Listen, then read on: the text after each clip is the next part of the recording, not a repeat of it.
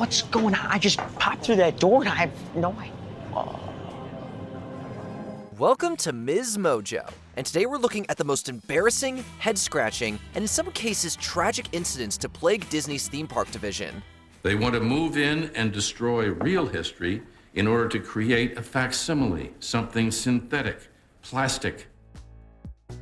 Number 10. Journey into your imagination. Hello there, I'm the Dream Finder, and my little purple friend here is a figment of my imagination. Figment for sure. Some Disney attractions are based on existing IP, but the best often create their own lore. Journey into Imagination became an Epcot staple, with Figment the Purple Dragon, the Dream Finder, and the Sherman Brothers tune, One Little Spark. You see, we fly through the air in my wonderful dream-catching machine, gathering sunbeams, rainbows, feathers, anything that sparks the imagination. After more than 15 years of delighting dreamers, the ride got revamped as Journey into Your Imagination. In addition to minimizing the presence of Figment and the Sherman song, the Dream Finder was replaced with Dr. Nigel Channing, played by an inexplicably unfunny Eric Idle. So, I'm not an actor at all. I'm really a writer who just acts occasionally. This version was so poorly received that Disney renovated the ride again after just 2 years. While Figment and One Little Spark were given more prominent roles, Channing continued to fill in for the Dream Finder, who has essentially been MIA for 25 years.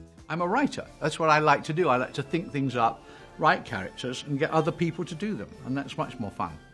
Number 9. Stitch vandalizes Cinderella's castle. Oh, great! He's loose! His destructive programming is taking effect. He will be irresistibly drawn to large cities where he will back up sewers, reverse street signs, and steal everyone's left shoe.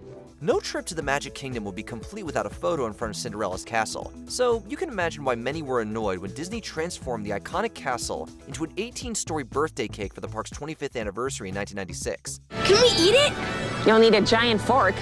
Where the cake at least had some taste, the same can't be said about the makeover that Stitch supplied, coinciding with the opening of Stitch's Great Escape. In 2004, the castle was draped in toilet paper. In case you were wondering who was responsible, look no further than the graffiti reading Stitch is King. The stunt only lasted for a day, but for visitors who etched out that particular date in their calendar, it wasn't the enchanting photo op they had dreamed of. Michael was having a great time, especially when Stitch gave me a souvenir you can't find in any Disney gift shop. Number 8. Fantasmic Fire. Fantasmic is among the most magical shows across the Disney parks, culminating in Mickey triumphing over Maleficent in her fire-breathing dragon form. The mouse's vivid imagination backfired in April 2023 when the 45-foot animatronic dragon became engulfed in flames. The flames started at its head before covering its entire body. Firefighters arrived moments later. Guests were evacuated from the Frontierland area, and thankfully, nobody was harmed. However, the incident was a mix of alarming and awkward. While no guests or firefighters were injured, rescuers say several Disney cast members were treated for smoke inhalation at the scene. It wasn't even the first time something like this happened. As a dragon float caught fire in a 2018 Disney World parade, future Fantasmic performances were put on hold as the cause of the fire was looked into. Alas, the fire-breathing dragon won't be coming back, which is a climactic letdown. What you doing? Oh!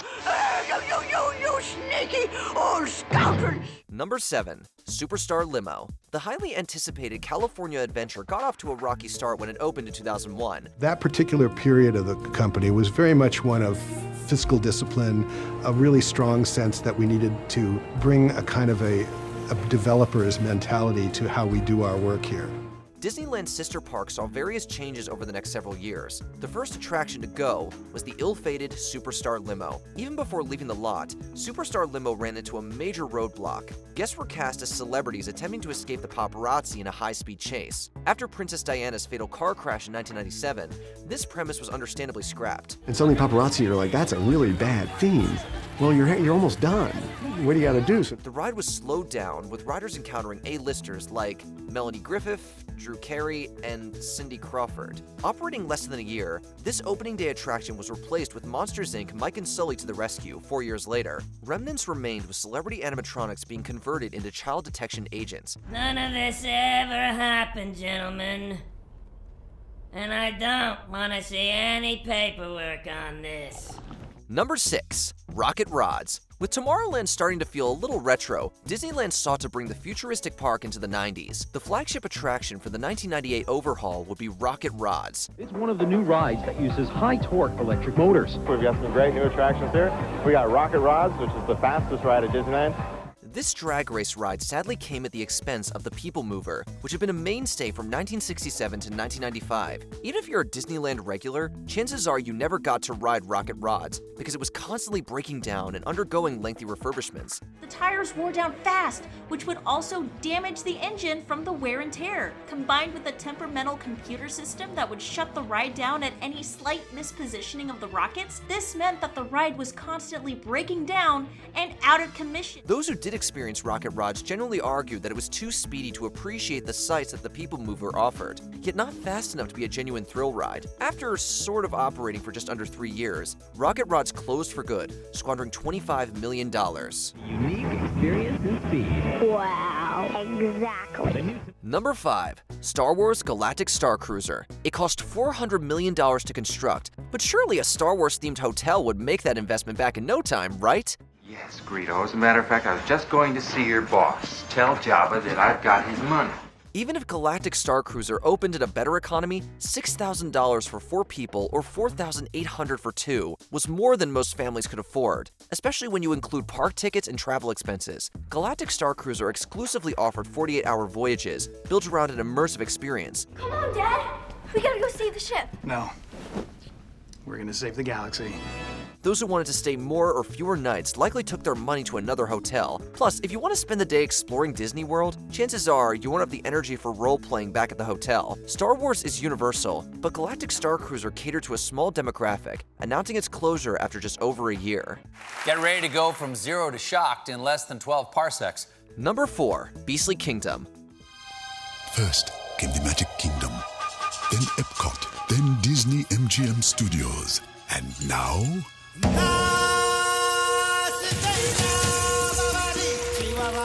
Opening in 1998, Disney's Animal Kingdom was supposed to encompass 3 categories: existing animals, extinct animals, and fictional animals. The park delivered on the promise of real-life animals. Due to financial issues, though, Disney had to choose between the prehistoric creatures of Dinoland USA or the dragons and unicorns that would populate Beastly Kingdom. They went with Dinoland, but Beastly Kingdom remained on the to-do list.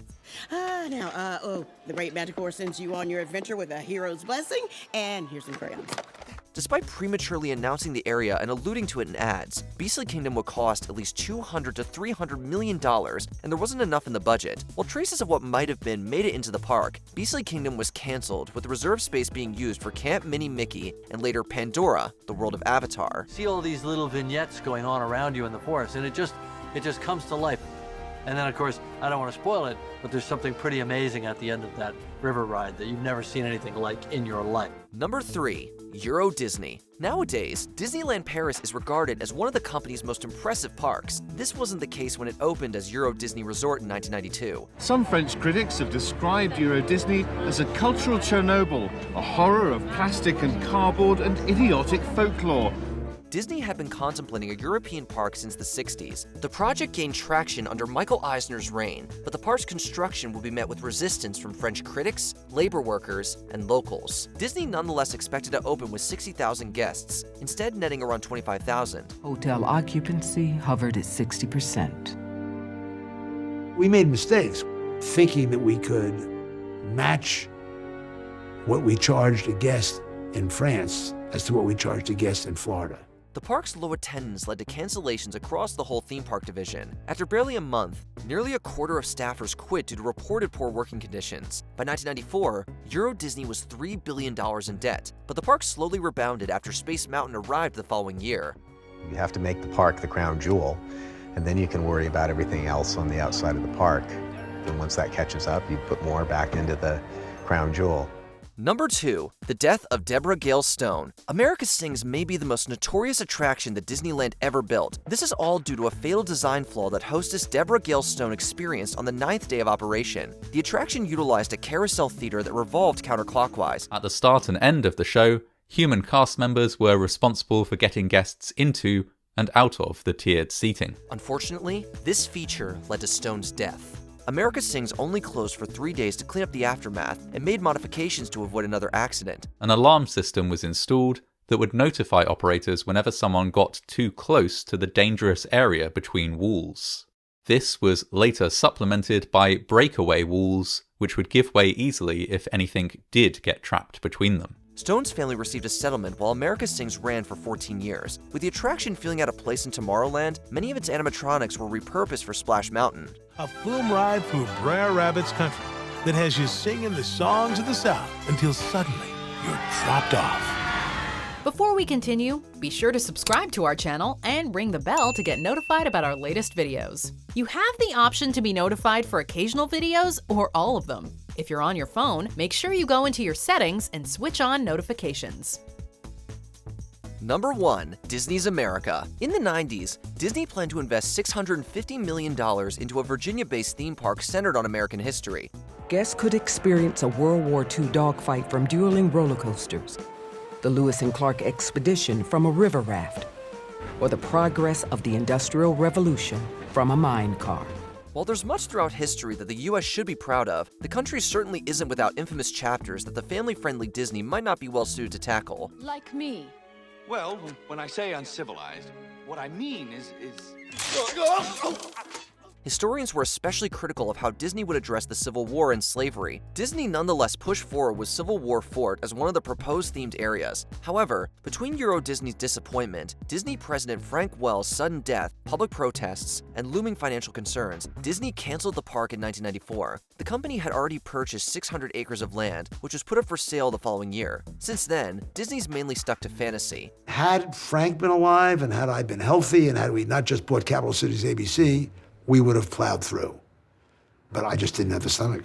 Which theme park fail sucked out some of the magic for you? Let us know in the comments. At least they still have those little motorboats.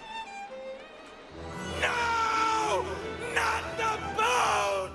Do you agree with our picks? Check out this other recent clip from MsMojo. And be sure to subscribe and ring the bell to be notified about our latest videos.